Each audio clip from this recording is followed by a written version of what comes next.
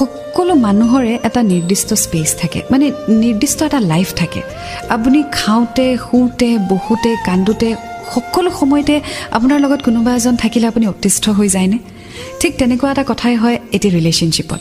মানে আপুনি এজন ইণ্ডিভিজুৱেল হয় আপুনি নিজৰ ষ্টাইলত নিজৰ ৱেট নিজাভাৱে ডাঙৰ হৈছে সো নিজৰো কিছুমান চইচেছ থাকে লাইকস থাকে ডিসলাইকস থাকে ভাল লগা কাম থাকে বেয়া লগা কাম থাকে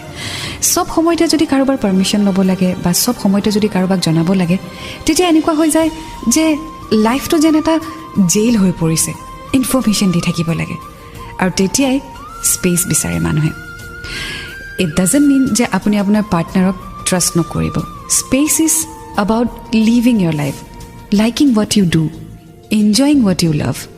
so আপোনাৰ পাৰ্টনাৰক স্পেচ দিয়ক তেওঁ যি ভাল পায় হেতু কৰিবলৈ দিয়ক প্ৰত্যেকটো কথাত যদি আপুনি ৰোক টক কৰে বা প্ৰত্যেকটো কথাত যদি আপুনি মাত দিয়ে তেতিয়া তাত কিন্তু টেঙনি এটা আহি যাবই যাব ৰেসপেক্টটো ৰাখক লয়ালটি ৰাখক ট্ৰাষ্ট ৰাখক ইটোৱে সিটোক বিশ্বাস কৰক আণ্ডাৰষ্টেণ্ডিং ৰাখক বাট স্পেচো দিব because you are an individual and you have your own life so please give space to your partner and 93.